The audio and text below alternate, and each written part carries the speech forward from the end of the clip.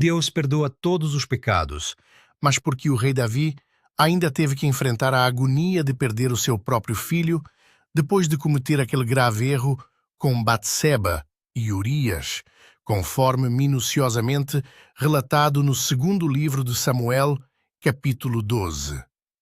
Se nós fomos eterna e perfeitamente perdoados através do sacrifício na cruz, porque as tragédias, as perdas e as dores ainda acontecem de forma tão severa mesmo depois do nosso mais profundo arrependimento?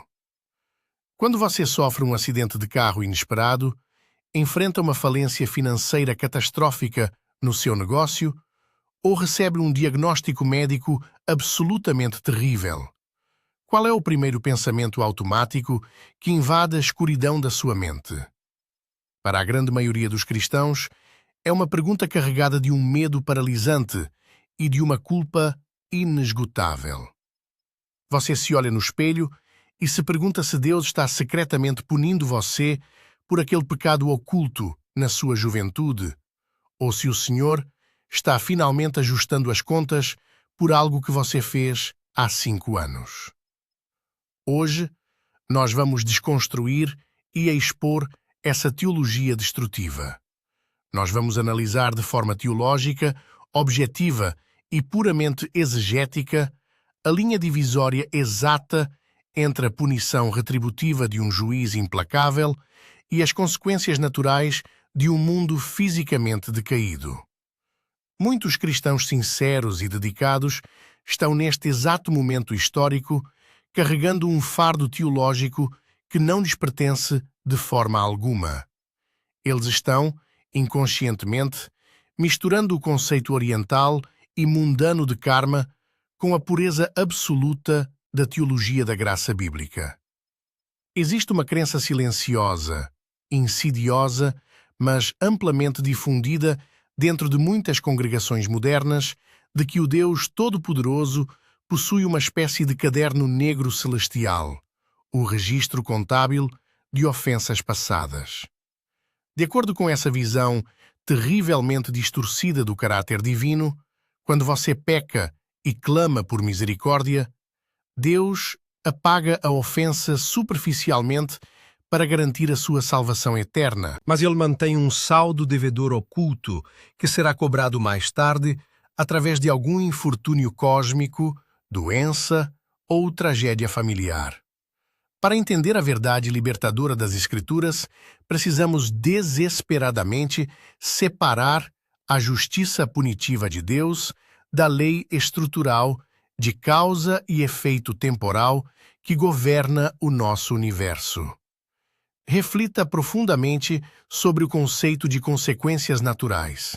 Se um indivíduo decide gastar todo o seu dinheiro de forma imprudente, ignora os princípios bíblicos de mordomia e, consequentemente, declara falência.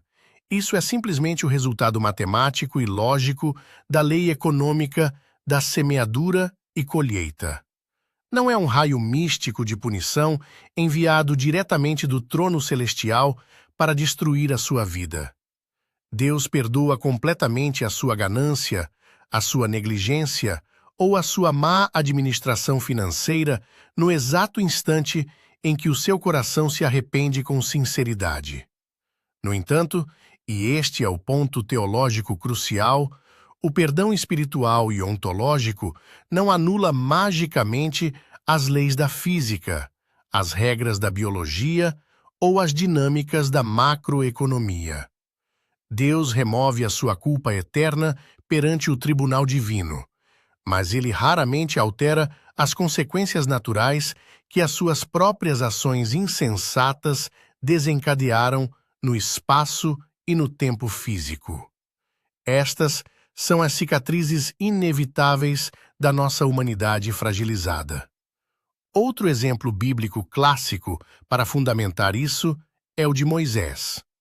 Moisés desobedeceu a Deus ao ferir a rocha com ira no deserto de Zin. Deus o perdoou espiritualmente? Absolutamente sim, pois vemos Moisés aparecendo no Monte da Transfiguração séculos depois. Mas ele perdeu o privilégio terreno e histórico de entrar na Terra Prometida. Isso foi uma consequência direta de liderança corrompida, não uma perdição de sua alma ou uma vingança cruel. Para elucidar essa distinção vital com o rigor acadêmico necessário, precisamos examinar minuciosamente os textos originais das Escrituras Sagradas. Na Epístola aos Romanos, capítulo 8, versículo 1, o apóstolo Paulo declara de forma categórica e triunfante que agora já não há condenação para os que estão em Cristo Jesus. A palavra grega antiga utilizada pelo apóstolo para condenação é katakrima. Este não é um termo teológico leve ou uma simples reprimenda verbal. No contexto do estrito sistema legal do Império Romano, katakrima refere-se especificamente a uma sentença de morte, uma punição penal destrutiva e definitiva proferida por um juiz soberano contra um criminoso condenado à execução. A teologia bíblica da expiação nos ensina que Jesus Cristo, o Cordeiro Imaculado, absorveu cada gota letal desse katakrima na sangrenta cruz do Calvário. A ira justa e a justiça perfeita de Deus foram total e exaustivamente satisfeitas naquele sacrifício singular. Portanto, baseando-se na autoridade inerrante da palavra, o Deus do universo nunca mais punirá você com katakrima. A dívida foi legalmente, historicamente e espiritualmente cancelada para sempre. Por outro lado, para manter a precisão e o equilíbrio hermenêutico, nós devemos confrontar a passagem fundamental da Epístola aos Hebreus, capítulo 12, versículo 6, que afirma sem rodeios que o Senhor disciplina a quem ama e castiga todo aquele a quem aceita como filho. Aqui no texto original, encontramos uma palavra grega completamente diferente e de imensa riqueza pedagógica. A palavra é paideia. Ela não possui absolutamente qualquer conexão com retribuição penal ou vingança judicial. Na cultura greco-romana, paideia refere-se ao treinamento rigoroso, à educação holística, à instrução moral e à correção amorosa e intencional de um pai sábio que deseja moldar o caráter, a virtude e a resiliência de seu filho amado.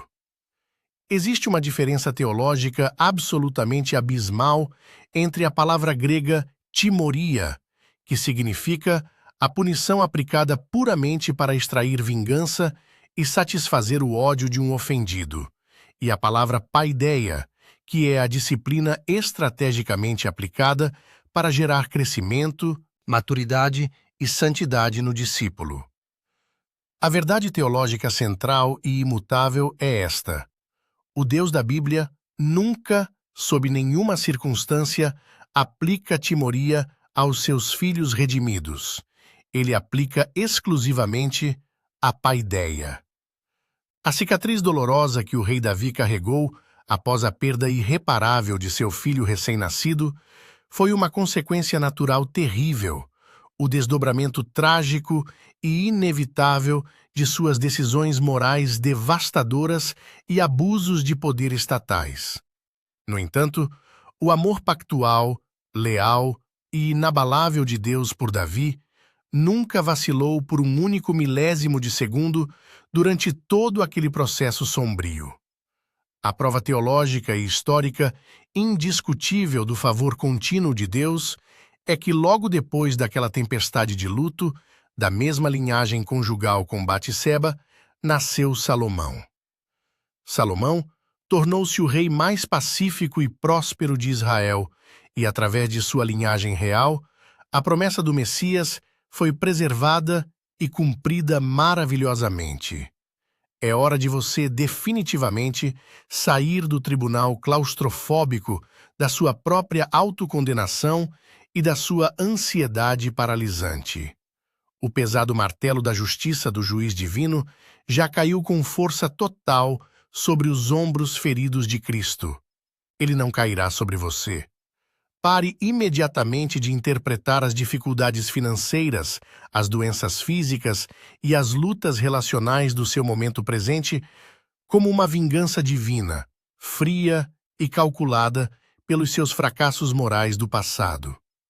Deus não está no céu segurando um raio cósmico para atingi-lo na próxima vez que você tropeçar. Enfrente as consequências naturais de suas falhas com coragem, integridade e responsabilidade espiritual adulta. Abrace a sagrada paideia de Deus, a sua disciplina pedagógica, como uma ferramenta indispensável de transformação de caráter. E, acima de tudo, descanse a sua mente exausta na maravilhosa graça que já pagou absolutamente tudo por você.